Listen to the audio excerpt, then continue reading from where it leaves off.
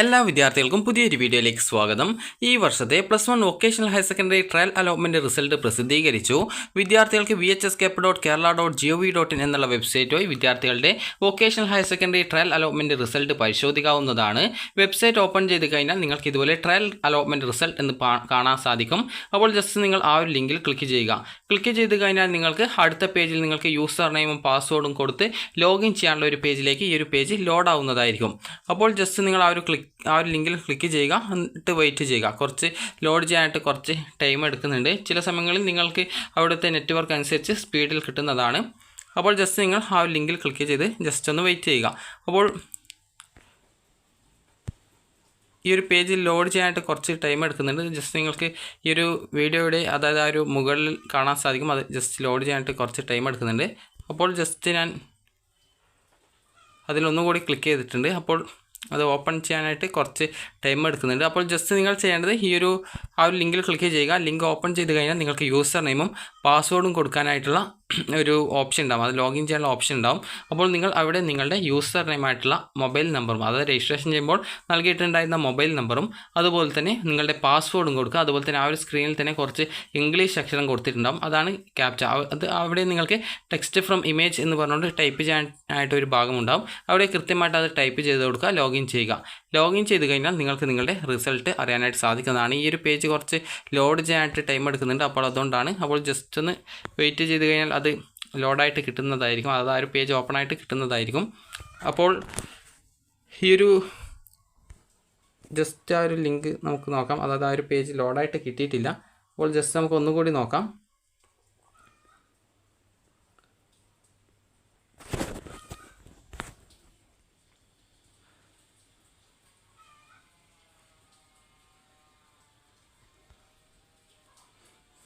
അപ്പോൾ വിദ്യാർത്ഥികൾക്ക് ആ ഒരു രീതിയിൽ നിങ്ങളുടെ അലോട്ട്മെൻറ്റ് റിസൾട്ട് പരിശോധിക്കാനായിട്ട് സാധിക്കുന്നതാണ്. അപ്പോൾ ജസ്റ്റ് നമുക്കൊന്നുകൂടി നോക്കാം. അപ്പോൾ റിസൾട്ട് നിങ്ങൾക്ക് അതിൽ ക്ലിക്ക് ചെയ്യുന്ന സമയത്ത് നിങ്ങൾക്ക് ജസ്റ്റ് ഈ ഒരു പേജ്, അതായത് ഈ ഒരു പേജ് ജസ്റ്റ് ലോഡ് ചെയ്യാനായിട്ട് കുറച്ച് ബുദ്ധിമുട്ട് കാണിക്കുന്നുണ്ട്. അതായത് എന്തുകൊണ്ടാണെന്നറിയില്ല. ജസ്റ്റ് നമുക്കൊന്നുകൂടി നോക്കാം. അപ്പോൾ ആ ഒരു പേജിൽ നിങ്ങൾക്ക് നിങ്ങളുടെ ലോഗിൻ ചെയ്യാനായിട്ടുള്ള ഒരു ഭാഗമാണ് കാണാൻ പറ്റുക. നിലവിൽ അതായത് ഇതുപോലെ കാണാൻ പറ്റും. അപ്പോൾ നിങ്ങളുടെ യൂസർ നെയിമും അതുപോലെ തന്നെ പാസ്വേഡും കൊടുക്കുക. അതുപോലെ തന്നെ ഇവിടെ കുറച്ച് അതായത് ടെക്സ്റ്റ് ഫ്രം ഇമേജ് എന്ന് പറഞ്ഞുകൊണ്ട് കൊടുത്തിട്ടുണ്ട്. ജസ്റ്റ് അവിടെ നിങ്ങൾ ആ ഒരു സ്ക്രീനിൽ കാണുന്ന ഒരു ടെക്സ്റ്റ് ടൈപ്പ് ചെയ്ത് കൊടുക്കുക. അത് നിങ്ങൾക്ക് മനസ്സിലാവുന്നില്ലെങ്കിൽ ഇവിടെ ഒരു റിഫ്രഷ് ബട്ടൺ കൊടുത്തിട്ടുണ്ടാവും. അതായത് ഇവിടെ കൊടുത്തിട്ടുണ്ടാവും. അപ്പോൾ അതിൽ ക്ലിക്ക് ചെയ്ത് കഴിഞ്ഞാൽ ആ ഒരു ഇംഗ്ലീഷ് അക്ഷരം ചേഞ്ച് ആവുന്നതാണ്. നിലവിൽ നെറ്റ്വർക്കിൻ്റെ ഇഷ്യൂ കൊണ്ടാണ് ഇവിടെ ജസ്റ്റ് ഒരു ബോക്സ് പോലെയൊക്കെ കാണുന്നത്. അപ്പോൾ നിങ്ങൾ ചെയ്യേണ്ട പ്രധാനപ്പെട്ട കാര്യം അവിടെ ഇതുപോലുള്ളൊരു സിമ്പിളാണ് ഉണ്ടാവുക. അതായത് ഇതുപോലെ ഒരു സിമ്പിളാണ് ഉണ്ടാവുക. അതായത് ഒരു ഏറോ സിമ്പിൾ ആയിട്ട് ഇങ്ങനെ ഒരു റിന്യൂ ബട്ടണാണ് ഉണ്ടാവുക. ജസ്റ്റ് നിങ്ങൾ അതിൽ ക്ലിക്ക് ചെയ്ത് കഴിഞ്ഞാൽ നിങ്ങൾക്കത് ചേഞ്ച് ചെയ്യാനായിട്ട് സാധിക്കുന്നതാണ്. അപ്പോൾ നിലവിൽ ഇപ്പോൾ നെറ്റ്വർക്കിൻ്റെ ഇഷ്യൂ കൊണ്ടാണ് ഈ ഒരു രീതിയിൽ ജസ്റ്റ് ഒരു ബോക്സ് പോലെ, അതായത് ബോക്സിൽ ഈ ഒരു ക്രോസ് ചെയ്തിട്ടുള്ള, അതായത് ആ ഒരു സിമ്പിൾ കാണിക്കുന്നത്, ഈ ഒരു രീതിയിലുള്ള ഒരു പെട്ടി പോലെ കാണിക്കുന്നത്. അപ്പോൾ ജസ്റ്റ് നെറ്റ്വർക്കിൻ്റെ ഇഷ്യൂ കൊണ്ടാണ്. അപ്പോൾ നിങ്ങൾ നോക്കുന്ന സമയത്ത് നിങ്ങൾക്ക് കൃത്യമായിട്ട് ഇൻ്റർനെറ്റ് കിട്ടുന്നുണ്ടെങ്കിൽ കൃത്യമായിട്ട് നിങ്ങൾക്ക് ആ ഒരു കാര്യങ്ങളൊക്കെ കൃത്യമായിട്ട് വരുന്നതാണ്. അപ്പോൾ ഇത് നൽകിയ ശേഷം ലോഗിൻ ചെയ്യുക. ലോഗിൻ ചെയ്ത് കഴിഞ്ഞാൽ നിങ്ങൾക്ക് ട്രയൽ അലോട്ട്മെൻറ്റ് ഡീറ്റെയിൽസ് അല്ലെങ്കിൽ ട്രയൽ റിസൾട്ട്സ് എന്നുള്ള ലിങ്ക് കാണാൻ പറ്റും. നിങ്ങൾ ജസ്റ്റ് ആ ഒരു ലിങ്കിൽ ക്ലിക്ക് ചെയ്യുക. ക്ലിക്ക് ചെയ്ത് കഴിഞ്ഞാൽ നിങ്ങൾക്ക് അലോട്ട്മെൻറ്റ് കിട്ടിയിട്ടുണ്ടെങ്കിൽ congratulations, you have got trial allotment എന്ന് പറഞ്ഞുകൊണ്ട് നിങ്ങൾക്ക് ഒരു മെസ്സേജ് കാണാൻ പറ്റും. അത് പച്ച കളറിലാണ് കാണാൻ പറ്റുക. അതുപോലെ തന്നെ ഏത് സ്കൂളിലാണ് ഏത് കോഴ്സിലാണ് അലോട്ട്മെൻറ്റ് കിട്ടിയുള്ളത് എന്നുള്ളത് കാണാൻ പറ്റും. അപ്പോൾ നിങ്ങൾക്ക് അതുപോലെ തന്നെ അവിടെ നിങ്ങൾക്ക് അതായത് വ്യൂ ട്രയൽ അലോട്ട്മെൻറ്റ് ലെറ്റർ എന്ന് പറഞ്ഞുകൊണ്ട് കാണാം. അതിൽ ക്ലിക്ക് ചെയ്ത് നിങ്ങളുടെ അലോട്ട്മെൻറ്റ് ലെറ്റർ ഡൗൺലോഡ് ചെയ്തെടുക്കാം. അതുപോലെ തന്നെ വ്യൂ റാങ്ക് ഡീറ്റെയിൽസ് എന്നുള്ളതിൽ ക്ലിക്ക് ചെയ്യുന്ന സമയത്ത് നിങ്ങൾക്ക് നിങ്ങളുടെ ഏതൊക്കെ സ്കൂളുകളിലാണ് നിങ്ങൾ അടുത്തതായിട്ട് ഓപ്ഷൻ കൊടുക്കാൻ ഉദ്ദേശിക്കുന്നത് ആ സ്കൂളും അതുപോലെ ആ സ്കൂളിലെ കോഴ്സും സെലക്ട് ചെയ്ത് കഴിഞ്ഞാൽ നിങ്ങൾക്ക് അവിടെ അഡ്മിഷൻ കിട്ടാൻ സാധ്യതയുണ്ടോ എന്ന് മനസ്സിലാക്കാം. അതുപോലെ വ്യൂ യുവർ റാങ്ക് ഡീറ്റെയിൽസ് എന്നുള്ള ലിങ്ക് ഉണ്ടാവും. അതിൽ ക്ലിക്ക് ചെയ്ത് കഴിഞ്ഞാൽ നിങ്ങൾ ഓപ്ഷൻ നൽകിയ സ്കൂളിൽ നിങ്ങളുടെ റാങ്ക് എത്രയാണ് എന്ന് മനസ്സിലാക്കാൻ പറ്റുന്നതാണ്. അതുപോലെ തന്നെ വിദ്യാർത്ഥികൾക്ക് നിങ്ങളുടെ അതായത് അലോട്ട്മെൻറ്റ് കിട്ടിയിട്ടില്ലെങ്കിൽ യു ഹാവ് നോ അലോട്ട്മെൻറ്റ് എന്ന് പറഞ്ഞുകൊണ്ട് അലോട്ട്മെൻറ്റ് ദിസ് ടൈം എന്ന് പറഞ്ഞുകൊണ്ട് നിങ്ങൾക്ക് ഒരു ചുവപ്പ് കളറിൽ കാണാൻ പറ്റും. അതുപോലെ തന്നെ നിങ്ങൾക്ക് ആ ഒരു പേജിൽ തന്നെ നിങ്ങൾക്ക് വ്യൂ യുവർ റാങ്ക് ഡീറ്റെയിൽസിൽ ക്ലിക്ക് ചെയ്ത് കഴിഞ്ഞാൽ നിങ്ങൾ ഓപ്ഷൻ നൽകിയ സ്കൂളുകളിൽ നിങ്ങളുടെ റാങ്ക് ഡീറ്റെയിൽസ് മനസ്സിലാക്കാം. അതുപോലെ തന്നെ നിങ്ങൾക്ക് വ്യൂ ലാസ്റ്റ് റാങ്ക് ഡീറ്റെയിൽസ് എന്നുള്ള ക്ലിക്ക് ചെയ്ത് കഴിഞ്ഞാൽ നിങ്ങൾക്ക് ഇനി അടുത്തതായിട്ട് ഏതെങ്കിലും സ്കൂളിലേക്ക് ഓപ്ഷൻ പുതുതായിട്ട് ആഡ് ചെയ്യണമെങ്കിൽ അവിടുത്തെ റാങ്കും നിങ്ങൾക്ക് അവിടെ അഡ്മിഷൻ കിട്ടാനുള്ള സാധ്യത എത്രത്തോളമാണ് എന്നുള്ളത് കൂടി നിങ്ങൾക്ക് മനസ്സിലാക്കാവുന്നതാണ്. അതുപോലെ തന്നെ വിദ്യാർത്ഥികൾ ആപ്ലിക്കേഷൻ എഡിറ്റ് ചെയ്യുമ്പോൾ അതായത് എഡിറ്റ് ചെയ്യാനായിട്ടുള്ള അവസരമുണ്ട്. അതിനായിട്ട് നിങ്ങൾക്ക് ആ ഒരു ലോഗിൻ ചെയ്ത ശേഷം പിന്നീട് എഡിറ്റ് ആപ്ലിക്കേഷൻ ഓപ്ഷൻ കാണാൻ പറ്റുന്നതാണ്.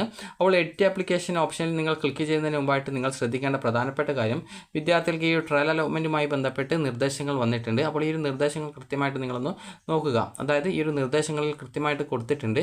അതായത് വിദ്യാർത്ഥികൾ ഈ ഒരു ട്രയൽ അലോട്ട്മെൻറ്റിന് ശേഷം ആപ്ലിക്കേഷൻ എഡിറ്റ് ചെയ്യും മുമ്പായിട്ട് നിങ്ങളുടെ ജാതി, അതുപോലെ തന്നെ ഈ ഒരു ജാതിയുടെ കാറ്റഗറി വരും. അതായത് ആ ഒരു കാറ്റഗറിയൊക്കെ കൃത്യമായിട്ട് നോക്കുക. അത് ഇതിൽ അനക്സ്റ്റർ അല്ലെങ്കിൽ അപ്പൻഡിക്സ് 2 എന്നുള്ള രീതിയിൽ ഈ ഒരു വെബ്സൈറ്റിൽ ഏറ്റവും താഴെയായിട്ട് കൊടുത്തിട്ടുണ്ട്. അപ്പോൾ അതിൽ നിങ്ങളുടെ കാറ്റഗറി കൃത്യമായിട്ട് പരിശോധിക്കുക. നിങ്ങൾ ഏത് കാസ്റ്റിലാണ് ഉൾപ്പെടുന്നത് നോക്കുക, അതിൻ്റെ കാറ്റഗറി ഏതാണെന്ന് കൃത്യമായിട്ട് പരിശോധിക്കുക.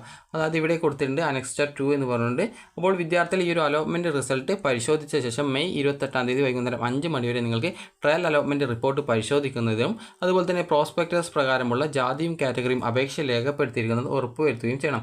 ഇത്തരം വിവരങ്ങൾ തെറ്റായിട്ട് രേഖപ്പെടുത്തി കഴിഞ്ഞാൽ നിങ്ങൾക്ക് ഈ ഒരു ഇത്തരം വിവരങ്ങൾ നിങ്ങൾ തെറ്റായി രേഖപ്പെടുത്തി കഴിഞ്ഞാൽ നിങ്ങൾക്ക് ഫസ്റ്റ് അലോട്ട്മെൻറ്റ് കിട്ടിക്കഴിഞ്ഞാലും നിങ്ങൾക്ക് അഡ്മിഷൻ ലഭിക്കുന്നതല്ല. അതുപോലെ തന്നെ SSLC റീവാലുവേഷൻ റിസൾട്ട് എന്തെങ്കിലും വന്നിട്ട് എന്തെങ്കിലും മാറ്റങ്ങൾ വരികയാണെങ്കിൽ അത് നിങ്ങൾക്ക് ആ ഒരു സമയത്ത് നിങ്ങൾക്ക് അത് എഡിറ്റ് ചെയ്യാനുള്ള, അതായത് അത് നോക്കിയിട്ട് കൺഫേം ചെയ്യാനുള്ള സൗകര്യം നിങ്ങൾക്ക് ലഭ്യമാവുന്നതാണ്. അതുപോലെ തന്നെ വിദ്യാർത്ഥികൾ ശ്രദ്ധിക്കേണ്ട പ്രധാനപ്പെട്ട കാര്യം, ഒരു വിദ്യാർത്ഥിക്ക് ഒരു തവണ മാത്രമാണ് ആപ്ലിക്കേഷൻ എഡിറ്റ് ചെയ്ത് കൺഫേം ചെയ്യാനായിട്ട് സാധിക്കുക. അതുകൊണ്ട് തന്നെ വിദ്യാർത്ഥികൾ ശ്രദ്ധിക്കേണ്ടത് അപേക്ഷയിൽ യാതൊരുവിധ തെറ്റുകളും ഇല്ല എന്നുള്ളത് നിങ്ങൾ കൃത്യമായിട്ട് ഉറപ്പുവരുത്തേണ്ടതാണ്. അതുപോലെ തന്നെ മെയ് 28 വൈകുന്നേരം 5 മണി വരെ നിങ്ങളുടെ ആപ്ലിക്കേഷൻ എഡിറ്റ് ചെയ്യാം. അതുകൊണ്ട് തന്നെ പെട്ടെന്ന് പോയിട്ട് എഡിറ്റ് ചെയ്യേണ്ട യാതൊരുവിധ ആവശ്യമില്ല. അതുകൊണ്ട് തന്നെ നിങ്ങൾ വളരെ ശ്രദ്ധാപൂർവ്വം മാത്രമേ ആപ്ലിക്കേഷൻ എഡിറ്റ് ചെയ്യാൻ പാടുള്ളൂ. അപേക്ഷയിൽ നിങ്ങളുടെ പേര് അതുപോലെയുള്ള എല്ലാവിധ ഡീറ്റെയിൽസും നിങ്ങൾക്ക് തിരുത്താൻ പറ്റും.